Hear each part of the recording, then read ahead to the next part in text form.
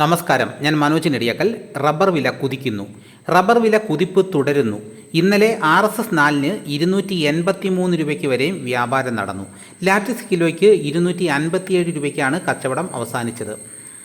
കുറഞ്ഞ ദിവസത്തിനുള്ളിൽ വില 300 കടക്കുമെന്നാണ് വിപണി വൃത്തങ്ങൾ നൽകുന്ന സൂചന. ഷീറ്റ് റബ്ബറിനും ലാറ്റക്സിനും റെക്കോർഡ് വിലയ്ക്കാണ് വ്യാപാരം നടക്കുന്നത്. റബ്ബർ ബോർഡ് വിലയിൽ നിന്ന് 3 രൂപ കൂട്ടിയാണ് ഇന്നലെ വ്യാപാരികൾ ചരക്കെടുത്തത്. RSS 4-ന് 310 രൂപ വരെയും ഉയരാനുള്ള സാധ്യത തള്ളിക്കളയാനാകില്ല.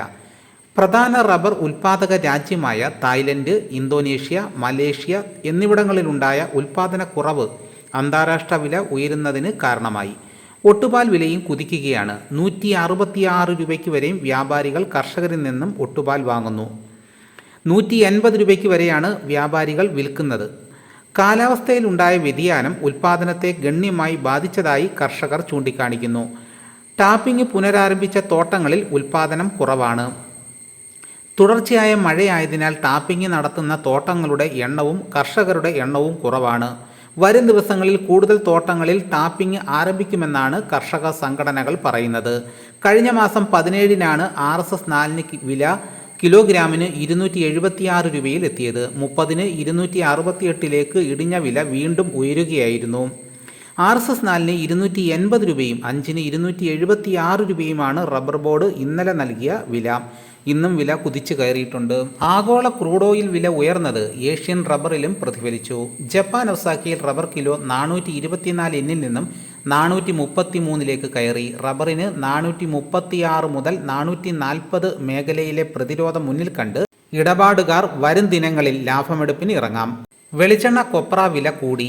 ഏലത്തോട്ടങ്ങളുടെ സ്ഥിതി പരിങ്ങലിൽ. വരണ്ട കാലാവസ്ഥയിൽ ഹൈറേഞ്ച് മേഖലയിലെ ഏലത്തോട്ടങ്ങളുടെ സ്ഥിതി പരിങ്ങലിൽ. എൽ നിനോ പ്രതിഭാസം മൂലം മഴയുടെ അളവ് കുറഞ്ഞത് കർഷകരുടെ കണക്കുകൂട്ടലുകൾ തകിടം മറിക്കുന്നു. സാധാരണ മൺസൂൺ മഴയുടെ മികവിൽ ആഗസ്റ്റിൽ ബമ്പർ വിളവെടുപ്പിന് അവസരം ലഭിച്ചിരുന്നു. പഴയ കാലങ്ങൾ ഓർമ്മയായി മാറും വിധത്തിലേക്ക് പ്രതിസന്ധിയിലൂടെയാണ് കർഷകർ കടന്നു പോകുന്നത്. മഴ ചുരുങ്ങിയതോടെ പല തോട്ടങ്ങളിലും വളപ്രയോഗങ്ങൾക്ക് അവസരം ലഭിച്ചില്ല.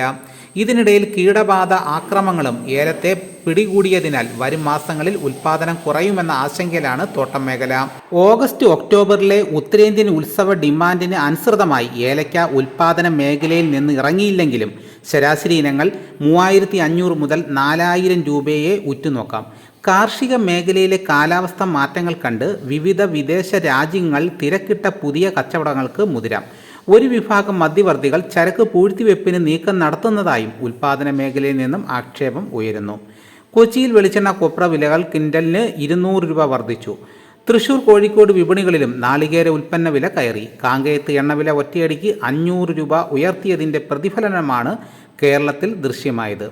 ഭക്ഷ്യ എണ്ണ വിപണികളിലെ ചലനങ്ങൾ വിലയിരുത്തിയാൽ കർക്കിടകത്തിൽ ഉയർന്ന വിലയ്ക്ക് കൊപ്ര വിറ്റുമാറാൻ നമ്മുടെ ഉൽപ്പാദകർക്ക് അവസരം പ്രതീക്ഷിക്കാം.